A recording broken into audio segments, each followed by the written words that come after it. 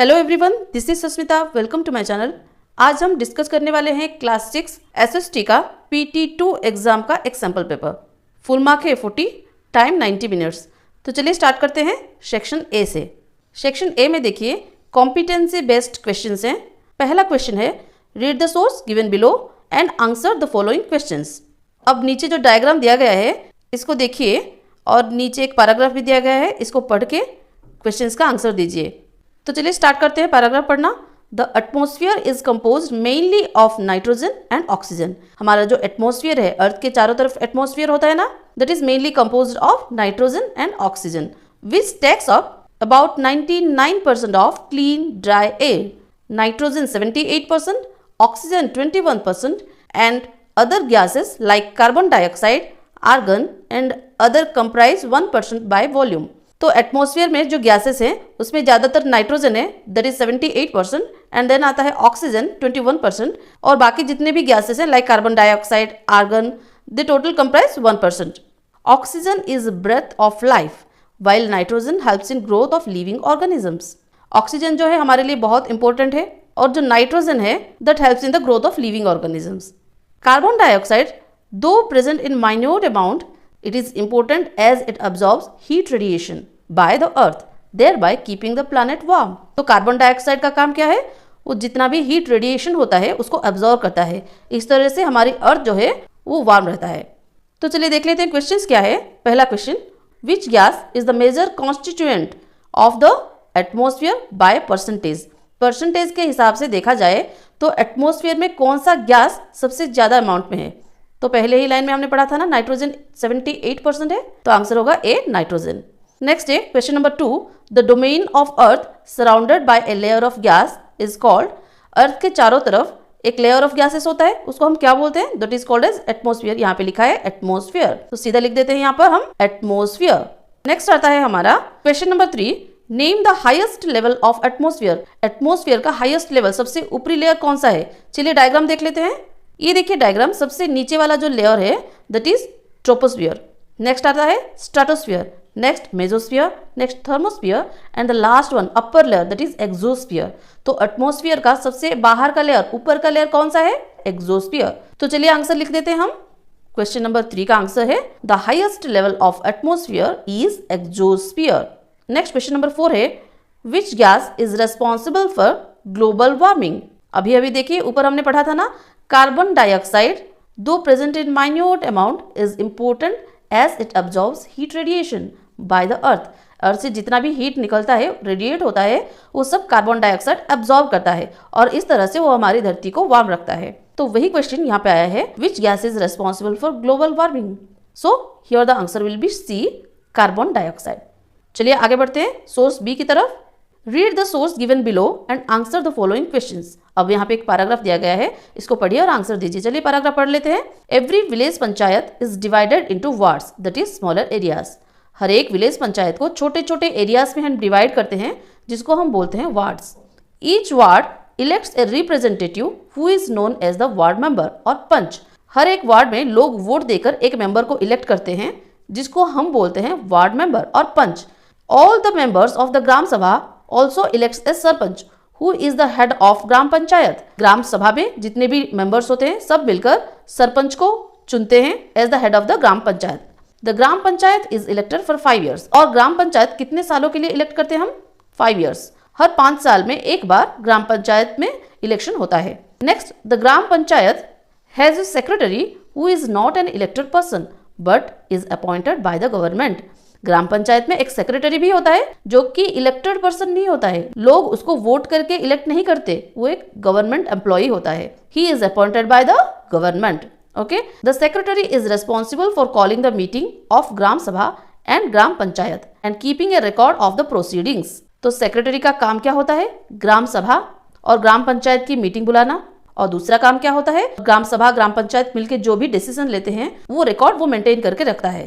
तो ये सब तो आपने पढ़ा है। आपकी चैप्टर जो है पंचायती राज में है ना, वो बहुत ही इंपॉर्टेंट चैप्टर है, उसमें से ज्यादातर क्वेश्चन एग्जाम में आते रहते हैं, तो आप उसको अच्छे से प्रैक्टिस कर लीजिए, पढ़ लीजिए। पहला question, question number 2.1, name the elected members of the gram panchayat. Gram panchayat में कौन कौन मेंबर्स हैं जो कि इलेक्टेड है, लोग उनको वोट देके इलेक्ट करते हैं। The elected members of gram panchayat are the ward members और panch and the sarpanch. Next question है question number 2.2, for how many years gram panchayat is elected. Gram panchayat में हर 5 साल में एक बार इलेक्शन होता है, बस वही लिखना है हमको।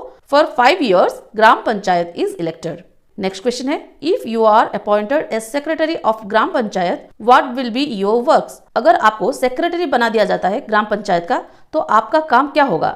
जैसे कि देखिए ऊपर अभी हमने पढ़ा ना, secretary is responsible for calling the meeting of the gram sabha and gram panchayat. And दूसरा काम क्या है, he maintains the record of proceedings. तो आप यहाँ पर वही लिखेंगे, as secretary of gram panchayat I will call the meeting of gram sabha and gram panchayat and will keep the record of proceedings. चलिए आगे बढ़ते हैं नेक्स्ट क्वेश्चन की तरफ, जो कि है हमारा source C. Read the story below and answer the following questions. अब यहाँ पे भी एक पैराग्राफ है जिसको हमको पढ़ना है और आंसर देना है। Once upon a time there was a clever poor young man who lived in the city. एक बार एक बहुत ही गरीब यंग मैन रहता था एक सिटी में। His only resource was a dead rat. उसका जो कमाई का जरिया था वो एक डेड रैट था। He started off by selling it for a coin to a hotel. एक होटल को वो हमेशा एक डेड रैट बेचता था। क्यों? उसके बदले उसको कॉइन मिलते थे, मतलब पैसा मिलता था for their cat. Then one day there was a storm. एक बार क्या होता है, बहुत जोर की तूफान आती है। The king's garden was littered with branches and leaves and the gardener was at a loss as to how to clear the mess. जब स्टॉर्म आती है, किंग का जो गार्डन होता है वो बिखर जाता है। किससे? ट्री के ब्रांचेस से, लीव से। तो जो गार्डनर होता है वो बहुत परेशान हो जाता है कि वो इतनी सफाई कैसे करे कम समय में।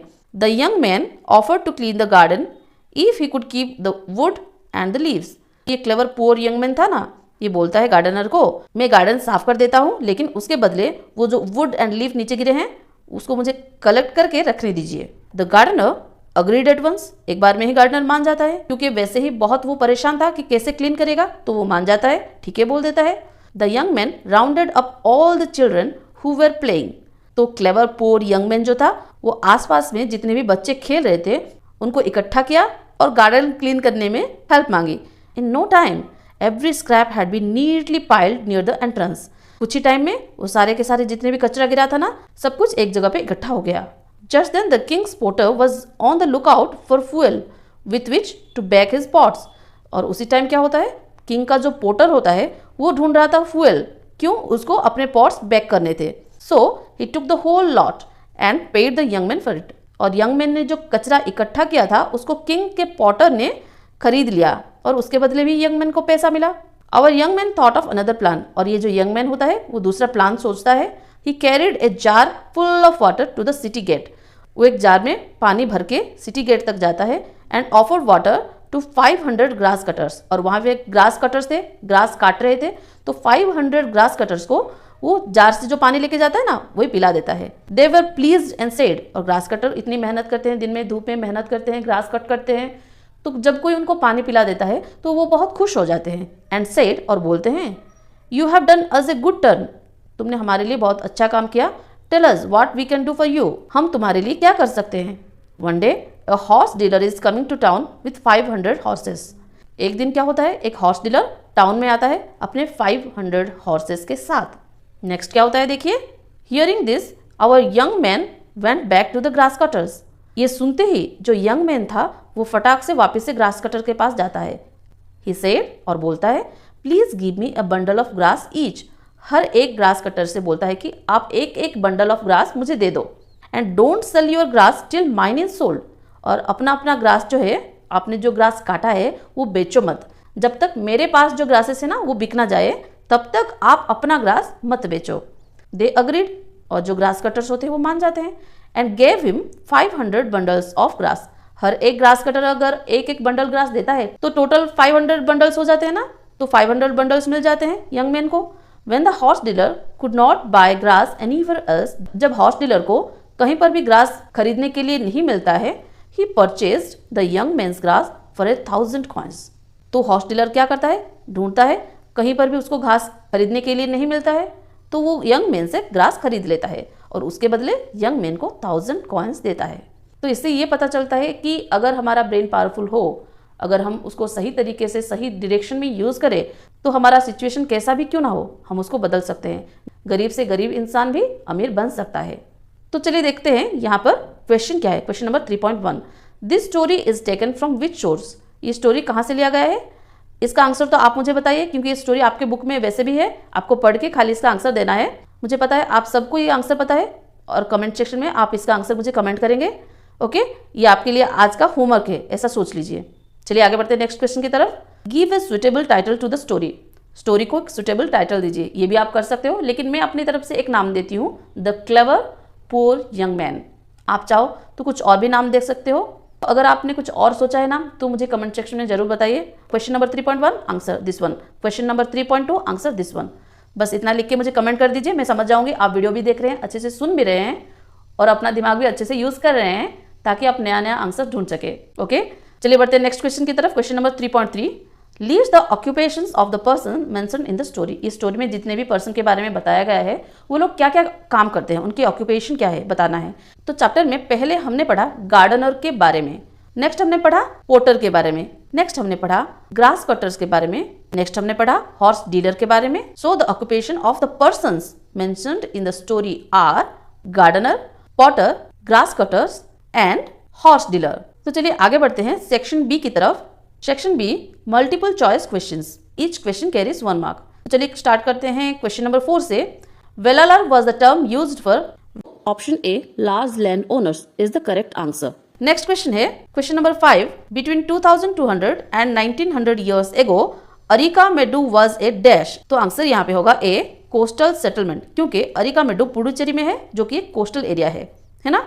नेक्स्ट क्वेश्चन है question number 6, shrenis were associations of. Here the answer will be craft persons. Next question है question number 7, ring wells were used for. Ring well जो थे वो किसके लिए यूज किया जाता था, हमने पढ़ा बुक में ना, that is used for drainage system. Okay, so the answer will be here D, drainage.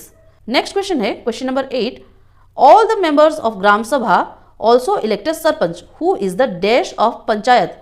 Sarpanch का दूसरा नाम क्या है, प्रेसिडेंट ऑफ पंचायत या पंचायत प्रेसिडेंट बोलते हैं ना।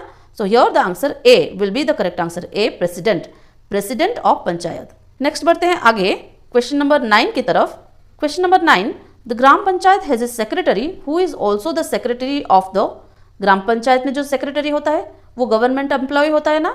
He is the secretary of dash, वो किसका सेक्रेटरी होता है, किसका होगा बताइए। हाँ, आप सही सोच रहे हैं, आंसर बी ग्राम सभा, ग्राम सभा का भी सेक्रेटरी है वो।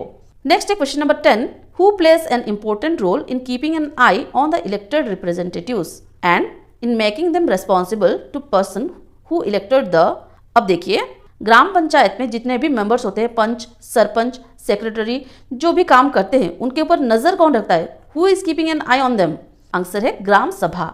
सो C gram sabha is the correct answer. Next है question number 11, which is the largest continent. ये तो सबको पता ही है, आंसर है A Asia. Next question number 12, which longest river flows through Africa. Africa के बीच में से कौन सा लॉन्गेस्ट रिवर फ्लो हो रही है, answer C the Nile. Next है question number 13, why do humans not use ocean water. Humans जो है वो ओशियन वाटर को क्यों यूज नहीं कर सकते, ये तो हर एक बच्चा जानता है, आप भी जानते होंगे ओशियन का पानी टेस्ट में कैसा होता है, दैट इज सॉल्टी, इसलिए हम उसको यूज नहीं कर पाते हैं, है ना। So answer will be B too salty. Next चलिए बढ़ते हैं सेक्शन सी की तरफ। तो सेक्शन सी में हर एक क्वेश्चन 2 मार्क का है। चलिए बढ़ते हैं क्वेश्चन नंबर 14 की तरफ। पहला क्वेश्चन है, state whether these sentences are true और फॉल्स। ट्रू फॉल्स बताना है। पहला है, the ploughshare was used to increase agricultural production. Agricultural production बढ़ाने के लिए हम प्लोशेयर यूज करते थे, तो हाँ, yes this is true one. Next है, मोस्ट ऑफ द गृहपतिस वेर लार्ज लैंड ओनर्स। जितने भी गृहपति थे वो लार्ज लैंड ओनर्स थे। नहीं, गृहपति जो थे वो फार्मर्स थे और उनका खुद का जमीन था, इसका मतलब ये नहीं कि लार्ज लैंड ओनर्स थे वो। Okay, so this is the false statement. Next है question number 15, look at the diagram below and answer these questions. नीचे एक डायग्राम दिया गया है, उसको देख के आपको क्वेश्चंस का आंसर देना है। ये देखिए डायग्राम है। Question number 1, which continents are connected by one another. यहाँ पे डायग्राम देखिए और बताइए कौन से कॉन्टिनेंट्स एक दूसरे से कनेक्टेड हैं। इनमें से देखिए North America and South America जुड़े हुए हैं, है ना। These 2 continents are connected to each other. देखिए और कोई कॉन्टिनेंट है क्या जो एक दूसरे से कनेक्टेड हैं, तो हाँ, देखिए डायग्राम से पता चलता है कि Europe, Asia, Africa, these 3 are connected with each other. Next question है, name the continents that are not connected by any other continent. ऐसा भी कोई कॉन्टिनेंट है क्या जो दूसरे कॉन्टिनेंट से जुड़े हुए नहीं है?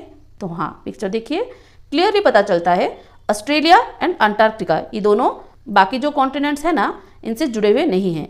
तो हम सीधा सीधा यहाँ पे आंसर लिख देंगे, Australia and Antarctica continents are not connected by any other continent. बढ़ते हैं नेक्स्ट क्वेश्चन की तरफ। Next question number 16, what problems did the villagers in Hardas village face? Hardas village के लोग कौन से प्रॉब्लम फेस कर रहे थे? What did they do to solve this problem? और ये प्रॉब्लम सॉल्व करने के लिए उन्होंने क्या किया? गिव वन सजेशन, एक सजेशन भी दीजिए। The villagers in Hardas village face the problem of drinking water shortage. Hardas village के विलेजर्स को ड्रिंकिंग वाटर शॉर्टेज की प्रॉब्लम थी। They did the following task to solve this problem. और ये प्रॉब्लम को सॉल्व करने के लिए उन्होंने क्या क्या किया? They deepened the 2 hand pumps, they clean one well, they sought information about the scheme of watershed development from the block development officer. और लास्ट में क्वेश्चन में ये भी था कि तुम क्या सजेस्ट करोगे, है ना? तो मैंने लिखा है, I would like to suggest them to construct check dams and tanks to harvest rain water. आप चाहो तो कुछ और सजेस्ट कर सकते हो। नेक्स्ट है हमारा सेक्शन डी, जिसमें लॉन्ग क्वेश्चंस हैं and each question carries 5 marks. पहला क्वेश्चन है question number 17, what are the different works of gram panchayat? Explain. The answer will be, the different works of gram panchayat are construction and maintenance of water sources, roads, drainage, school buildings and other common properties, levying and collecting local taxes. Local tax भी उनको collect करना होता है, जमा करना होता है। Next है executing government schemes related to generating employment in the village. जितनी भी गवर्नमेंट स्कीम है विलेज पीपल के लिए, जो कि उनको जॉब दे सकता है, उनकी अनएम्प्लॉयमेंट दूर कर सकता है, उसके बारे में बताना है और उसके ऊपर काम भी करना है, एग्जीक्यूट करना है उसको। तो क्वेश्चन में ये भी था ना कि एक्सप्लेन कीजिए, तो उसके हिसाब से हमको आंसर ये लिखना है, to do these works smoothly the gram panchayat meets regularly. ये सब जो काम है इनको करने के लिए ग्राम पंचायत रेगुलरली एक दूसरे से मिलते रहते हैं। In some states, Gram Sabha form committees like construction and development committees. These committees include some members of Gram Sabha and some from the Gram Panchayat who work together to carry out specific task. कुछ ग्राम सभा के लोग और कुछ ग्राम पंचायत के लोग मिलकर एक committee बनाते हैं और मिलके दोनों ही काम करते हैं। चलिए बढ़ते हैं नेक्स्ट क्वेश्चन की तरफ। नेक्स्ट क्वेश्चन है, what are the differences between the gram sabha and gram panchayat? ये बहुत ही इंपॉर्टेंट है। ये दोनों ही क्वेश्चन जो है ना, ये आते रहते हैं एग्जाम में, तो आप अच्छे से सुन लीजिए और प्रैक्टिस भी कर लीजिए। ग्राम सभा और ग्राम पंचायत के बीच की डिफरेंस क्या है? So the difference between gram sabha and gram panchayat are, पहला है, it consist of all the adults of the village. Village में जितने भी एडल्ट्स हैं जो कि 18 ईयर्स अबोव हैं, वो सब ग्राम सभा का मेंबर है। लेकिन ग्राम पंचायत के मेंबर्स कौन है? It consist of ward members and sarpanch. जितने भी वार्ड मेंबर है और सरपंच है, उनको लेकर ग्राम पंचायत बनता है। नेक्स्ट है, द मेंबर्स ऑफ ग्राम सभा आर नॉट इलेक्टेड। गांव के जितने भी एडल्ट्स हैं वो सब ग्राम सभा में आ सकते हैं, वो सारे ग्राम सभा के मेंबर्स हैं, तो वो इलेक्ट नहीं होते हैं। लेकिन ग्राम पंचायत के मेंबर्स इलेक्ट होते हैं ना, लोग उनको वोट देके इलेक्ट करते हैं। सो यहाँ पे हम लिखेंगे, the members of gram panchayat are elected by the members of gram sabha. Gram sabha के मेंबर्स जो होते हैं वो वोटिंग करके इलेक्ट करते हैं to the members of gram panchayat. Next है number 3, it is a permanent body. Gram sabha के जो लोग होते हैं, गांव के लोग होते हैं, तो वो तो हमेशा ही रहेंगे ना ग्राम सभा में। They will be the members of gram sabha always, so it is a permanent body. लेकिन ग्राम पंचायत के जो मेंबर्स हैं हर 5 साल में एक बार इलेक्ट होते रहते हैं, चेंज होते रहते हैं। So it is a temporary body that is elected for the term of 5 years। Next है point 4, here village level problems are discussed. यहाँ पे गांव के प्रॉब्लम्स डिस्कस किए जाते हैं। और ग्राम पंचायत क्या करता है? It implements on decisions made by gram sabha. Gram सभा अपने प्रॉब्लम्स को लेकर जो भी डिसीजन लेता है, ग्राम पंचायत उसको इम्प्लीमेंट करता है। नेक्स्ट पॉइंट है, members of gram sabha do not meet regularly, members of gram panchayat meet regularly. चलिए बढ़ते हैं नेक्स्ट क्वेश्चन की तरफ।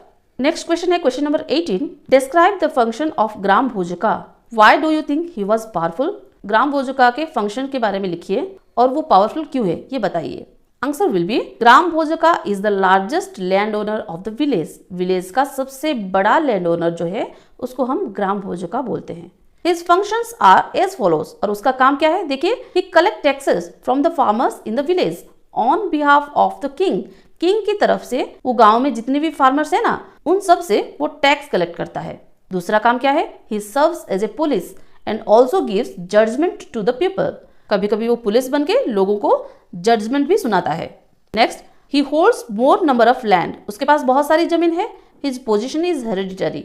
नेक्स्ट है, he has some slaves to cultivate his lands, उसकी जो जमीन होती है, लैंड होती है, उसको कल्टीवेट करने के लिए उसके पास कुछ स्लेव्स होते हैं। अब क्वेश्चन में ये भी था ना कि ग्रामभोजका पावरफुल क्यों है, तो उसका आंसर होगा gram bhojaka is very powerful because he had most number of lands, उसके पास बहुत ज्यादा जमीन है।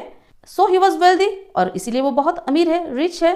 Also he has power to collect tax from people on behalf of king and he also takes judgement for the village people, इसके लिए वो बहुत ज्यादा पावरफुल है।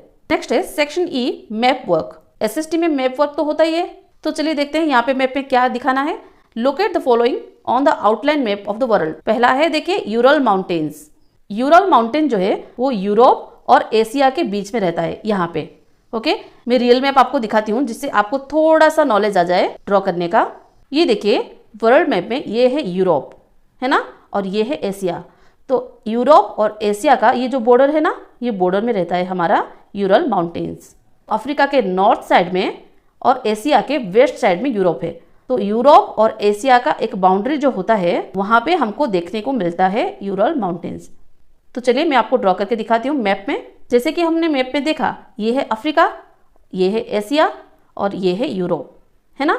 तो ये जो बॉर्डर है यूरोप और एशिया के बीच, यहाँ पे हमको ड्रॉ करना है यूरल माउंटेन्स। मैं लास्ट में आपको ड्रॉ करके दिखाती हूँ, अभी खाली बता देती हूँ कहाँ पे कौन सी चीज है। चलिए देख लेते हैं नेक्स्ट क्वेश्चन क्या था। यूरल माउंटेन के बाद इस्थमस ऑफ पनामा, ये हमको दिखाना होता है हमेशा नॉर्थ अमेरिका और साउथ अमेरिका के बीच में, जो ये वाला एरिया है ना यहाँ पे। चलिए रियल मैप जो है वर्ल्ड का वो दिखा के मैं आपको बताती हूँ। ये है नॉर्थ अमेरिका, ये है साउथ अमेरिका, इन दोनों के बीच में जो रास्ता है ना, ये देखिए पतला सा जमीन का टुकड़ा है। Small piece of land joining North America and South America, that is called as isthmus of Panama. थोड़ा जूम करके मैं आपको दिखाती हूँ। ये देखिए ये वाला जो पतला सा पार्ट है ना, इसको हम बोलेंगे इस्थमस ऑफ पनामा। उस मैप में भी जो कि क्वेश्चन पेपर में है, वहाँ पे नॉर्थ अमेरिका और साउथ अमेरिका दोनों को जो जॉइंट करता है ना, छोटा सा जमीन का टुकड़ा, उसको हमको नाम देना है इस्थमस ऑफ पनामा। वहाँ पे जाके वो मैप में थोड़ा देख लेते हैं। ये देखिए नॉर्थ अमेरिका है ये, और ये साउथ अमेरिका है। इन दोनों को ये वाला पॉइंट जो है जमीन का टुकड़ा जॉइन करता है ना, इसको हम नाम दे देंगे इस्थमस ऑफ पनामा। नाम लिखने से पहले और भी बाकी जगह का नाम देख लेते हैं जो कि हमको मैप में शो करना है। ऑस्ट्रेलिया, ऑस्ट्रेलिया कहाँ पे होता है मैप में, चलिए देख लेते हैं। ये देखिए वर्ल्ड मैप है, ये एशिया है पहले मैंने बताया, ये यूरोप है, ये अफ्रीका है, और इन सब से नीचे तो ये जो मिलेगा आपको, ये जो कॉन्टिनेंट छोटा सा है, इसको हम बोलते हैं ऑस्ट्रेलिया। नेक्स्ट है इंडियन ओशियन। इंडियन ओशियन को हमको दिखाना है। इंडियन ओशियन हमेशा इंडिया के नीचे रहता है ना, ये देखिए हमारा प्यारा सा इंडिया है ना, इसके नीचे जो ओशियन है इसको हम बोलते हैं इंडियन ओशियन। ओके, तो इंडिया के नीचे लिख दीजिए यहाँ पर इंडियन ओशियन। नेक्स्ट चलिए देख लेते हैं और क्या क्या शो करना है हमको मैप में। Last one that is Pacific ocean. Pacific ocean कहाँ होता है, इधर आप अमेरिका का ये जो लेफ्ट साइड है वहाँ पे शो कर सकते हो, नहीं तो एशिया जो है इस कॉन्टिनेंट के राइट साइड में शो कर सकते हो। दोनों तरफ पैसिफिक ओशियन ही है, तो मैं चाहूँगी तो यहाँ लिख सकती हूँ पैसिफिक ओशियन, नहीं तो यहाँ भी लिख सकती हूँ कि पैसिफिक ओशियन है ये। ओके, आपको जहाँ शो करना है शो करिए, नहीं तो दोनों तरफ लिखना है तो दोनों तरफ लिख दीजिए पैसिफिक ओशियन।